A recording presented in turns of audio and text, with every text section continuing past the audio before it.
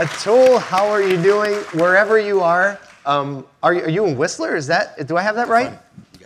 Yeah. I'm in Whistler, yeah. It's freezing, so it's all over the news right now. But yeah, what is the temperature? I'm gonna steal this water.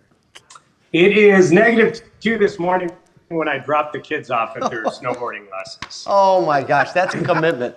-2 and what's snowboarding. What's real commitment is that everybody else is snowboarding and he's hanging out with us. So I just want to start by thank you so much for joining us on the live stream. That's a big deal. Yeah, it is.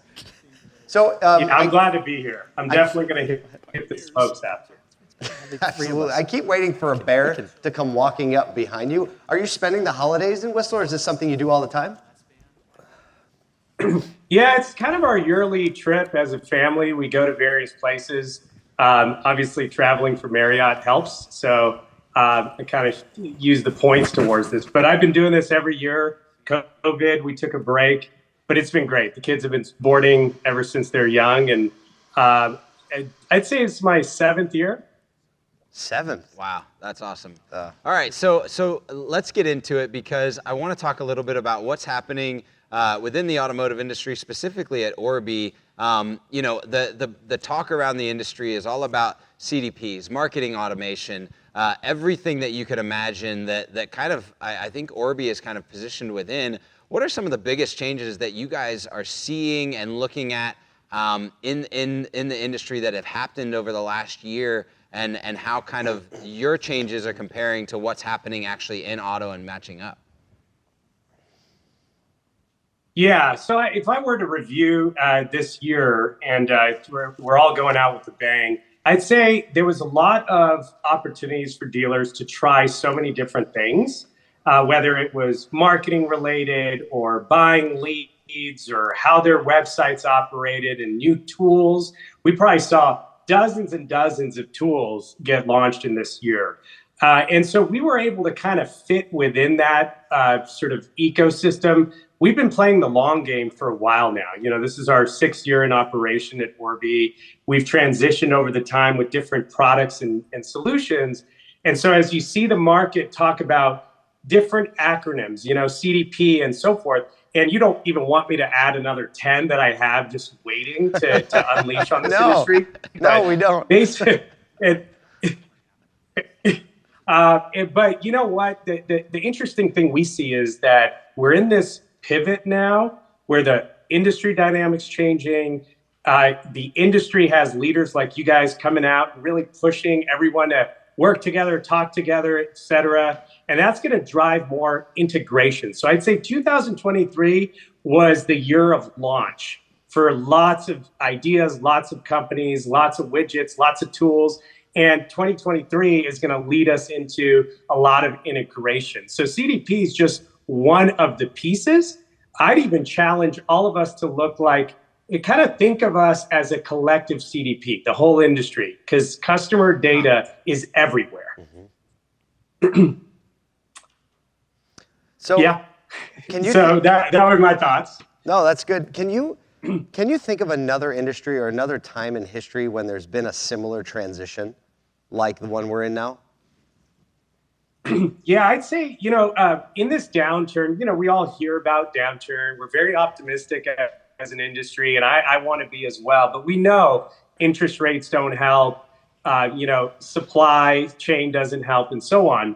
But the mortgage industry kind of faced some of the same challenges. I actually started my career at Countrywide Financial, which is what some movies are about. And I had sold mortgage lead management software into brokers and credit unions. So I worked at the big business, went to the small guys, empowered them. And this was call center software. They'd be calling leads within seconds. I mean, the lead was filled out on the form, and consumers would be like, you know, that's interesting. I just filled out the form 30 seconds ago. And what happened, though, is we all know the mortgage crash of 2009 timeframe. And so you saw a lot of tightening up, what leads I would buy, the tools I would use, and so on. And so several of my other startups related to that. And that's why I feel like in automotive, I'm able to be part of this growth before this moment of time where it's going to pivot. and after. So I'm looking forward to sort of helping the industry, helping all the players transition from this period of excess to this period of efficiency. So really excited about that.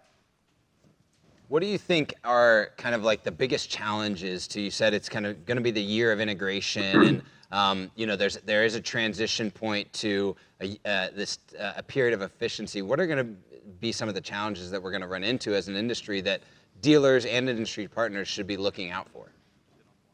Yeah, I think dealers are definitely going to feel a lot more empowered, a lot more demanding of what all of the tools and services they use do for them.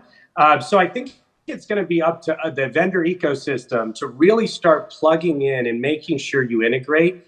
Because if you don't, that's going to really be, it's going to create alienation for certain companies, right? So I'm actually really optimistic. I've been seeing more and more openness to integrate. There's standards, there's better conversations, and most importantly, dealers, both large groups and small single points, are starting to kind of explore more, to kind of think about it, be outside of the box, to kind of be troublemakers in their own right, so to speak. And so, obviously you guys sort of led the charge on that. So I think that's what's going to happen is dealer bodies are going to start demanding change, and they're going to start teeing people up. I mean, I get text messages with leaders from many other vendors, from our dealer group investors and clients. And it's sort of like, hey, can you guys chat to integrate? And it'll sometimes be two CEOs talking, but it's amazing how we're able to now enable our teams to collaborate better. So challenge is, if you're not integrating, you should question your existence as a vendor. And if you're looking at your ecosystem of partners, you don't have to live in the world that this system does one thing and doesn't talk to this other system. And really, you guys have been big, so you've been focused on the customer experience a lot. Think, how many times do you want to, if at this hotel I'm at the Westin Whistler, imagine if I booked my reservation in one place, got to the front desk and gave my entire information again from scratch, and then took my kids to ski school or snowboard school, and they didn't know who I was, and I was filling out a form again.